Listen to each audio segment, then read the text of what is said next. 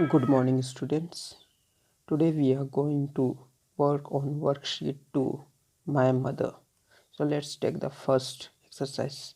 Fill in the blanks. Okay. A. The mother dash child sleeps to pray. What she does? She taught. Okay, so answer is taught. The mother taught child sleeps to pray. Okay, माँ ने बच्चे को प्रार्थना करना सिखाया. Second, B. The child can never cease to be dash and kind to the mother. Means बच्चा mother के प्रति क्या होना बंद नहीं करेगा? Affectionate. So answer is affectionate. Okay, then C.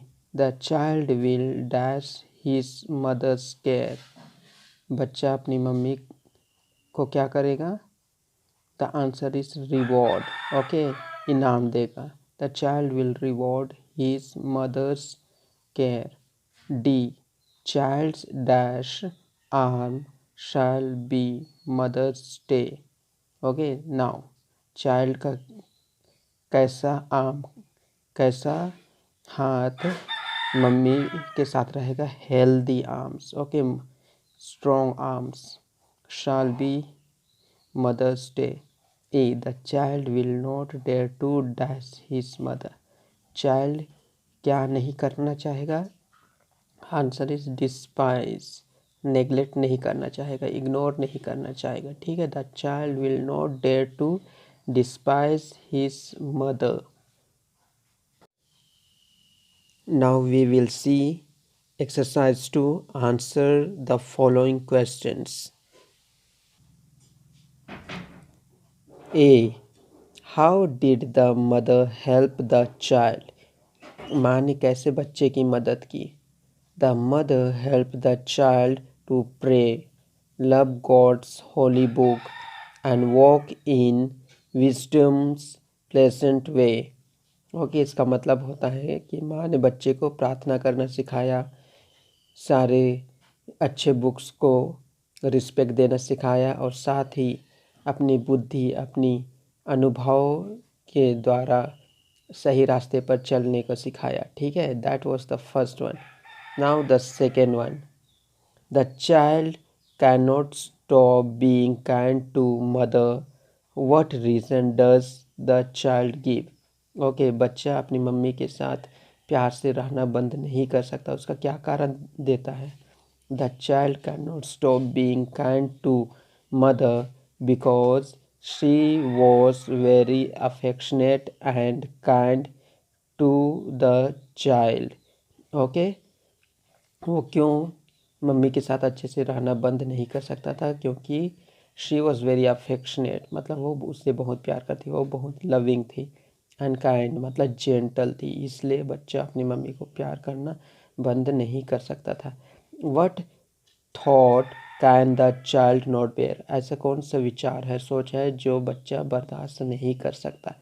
The child can not think of stopping to be affectionate and kind to the mother. Now answer is, वह अपनी माँ के साथ अफेक्शनेट मतलब प्यार से, और काइंड मतलब जेंटल ना हो, ऐसा वो सोच ही नहीं सकता था. ठीक है. So let's see the D. What would the child do when the mother is feeble. Answer, the child would serve, look after and soothe away the suffering और पेन्स ऑफ द मदर. इसमें क्या पूछ? The child would सर्व, वह mummy की सेवा करेगा जब वह बूढ़ी हो जाएगी. ठीक है, कमज़ोर हो जाएगी. Look after and soothe away her suffering, वो उसकी देखभाल करेगा और जो भी दुख तकलीफ़ है उसमें उसको मदद करेगा. इस तरह वह अपनी मम्मी का दुख और दर्द दूर करेगा. ई. What would the child do when the mother is in bed. ना, मम्मी बहुत ही कमज़ोर है, वो बेड पे है. ठीक है, बहुत बुढ़ापे की बात हो रही है. The child would look after his or her mother and shed affectionate tear. Child बोल रहा है कि मैं अपनी मम्मी की सेवा करूँगा और प्यार के आंसू बहाऊंगा. Affectionate means love, tear means आंसू. ओके, खुशी के आंसू जो भी मम्मी ने किया है उसके लिए। Next F, who will not be happy with the child if he despise his mother. Now, कौन खुश नहीं होगा अगर वो अपनी मम्मी की सेवा नहीं करेगा, उसकी देखभाल नहीं करेगा, उसको नेग्लेक्ट करेगा। God will not be happy with the child if he despise his mother.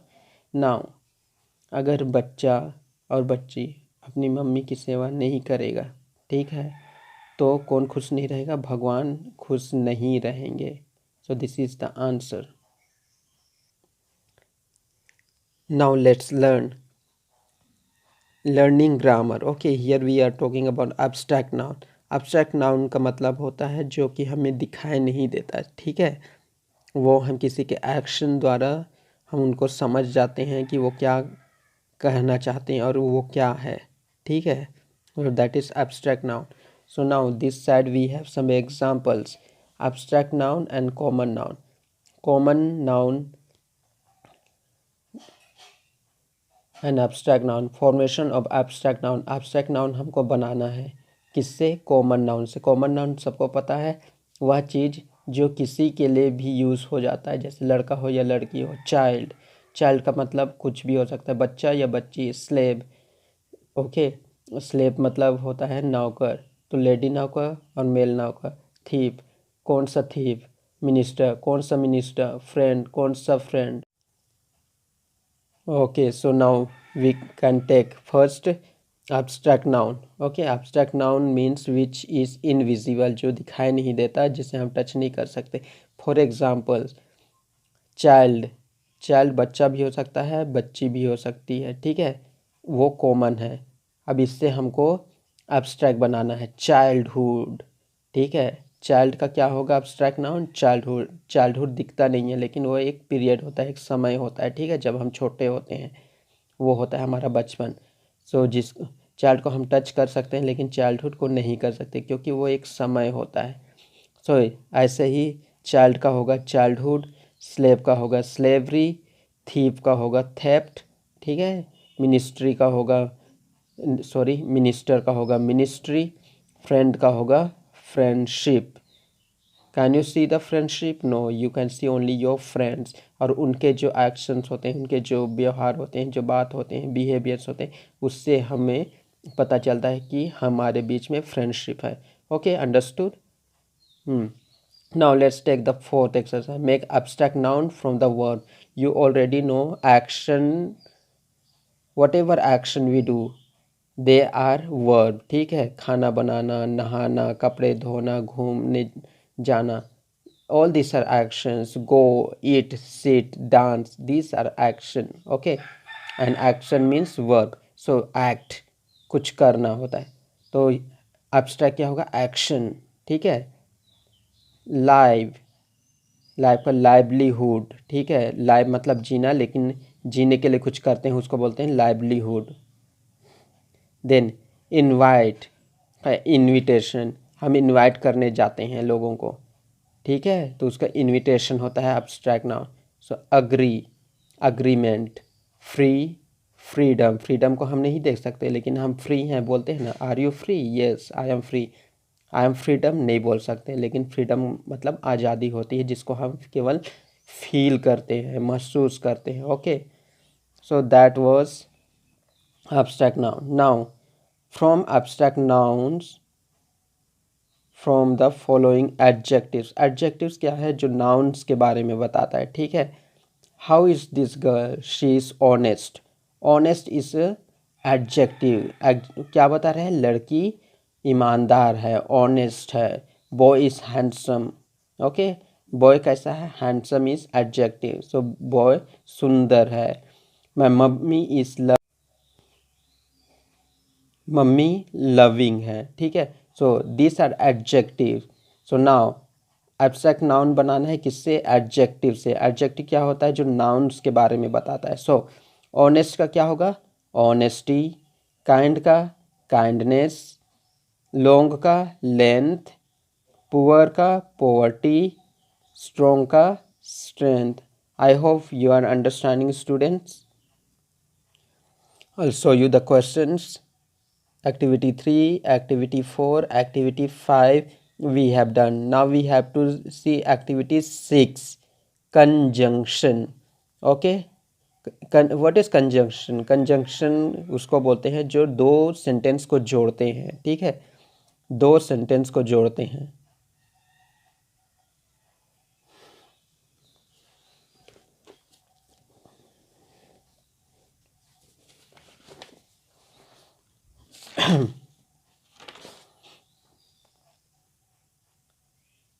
Now let's see conjunction. Conjunction में क्या पढ़ने वाले? And, but, as well as, ये सारी चीज़ें हमको यूज़ करनी है, ठीक है.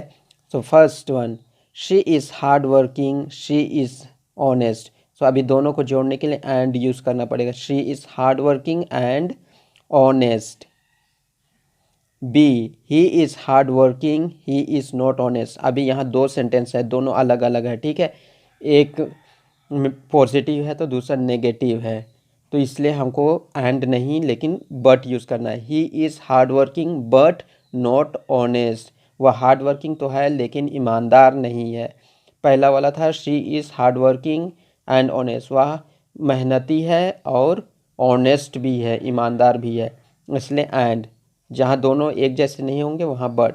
Now the fox is cunning, it is also clever. The fox is cunning as well as clever. इसका मतलब होता है जब द फॉक्स मतलब जो जंगल में रहता है, फॉक्स लोमड़ी, वो चतुर है, साथ ही साथ वो क्या है, क्लेवर भी है, ठीक है.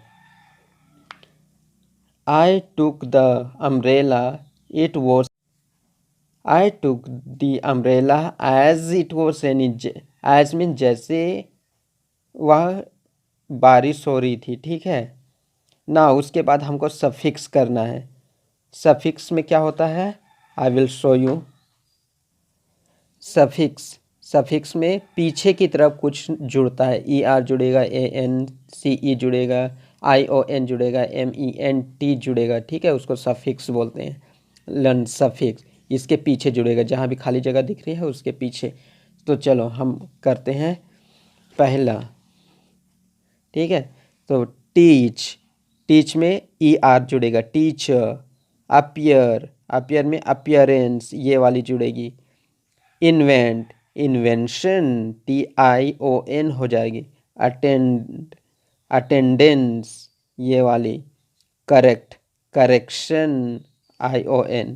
फिर होगा सेटलमेंट, ये वाली जुड़ेगी. ये सारे सफिक्स हैं जो किसी भी वर्ड के पीछे जुड़ते हैं. Okay, I will show you the next question, that is test your brain. ठीक है, यहाँ कुछ एक सेंटेंस दिए हैं और इसमें से मैच करनी है, मैच द कॉलम्स टाइप से ही. ओके, लेट्स सी क्या होगा. I dwell in your mind. Your answer should be this one. Okay, wisdom. I am the opposite of punishment. Punishment का क्या होता है? इसका होगा reward. Punishment का इनाम. I make you unhappy. Unhappy क्या होता है? अनहैप्पी होने से हमको क्या होता है? दर्द होता है, तो इसका आंसर होना चाहिए पेन.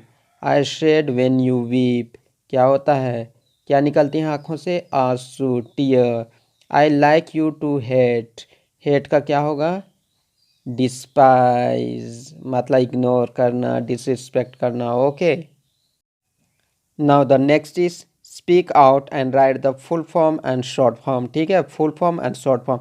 इधर शॉर्ट फॉर्म है तो इसका फुल फॉर्म लिखेंगे, यहाँ फुल फॉर्म है तो इसका शॉर्ट फॉर्म लिखेंगे. You can see here. Okay, how it is return. Okay, now my battery is getting down, so I will not speak much. You can see this picture and you are seeing the answer here. So I hope you understood this all. Worksheet 2 is over. Thank you very much.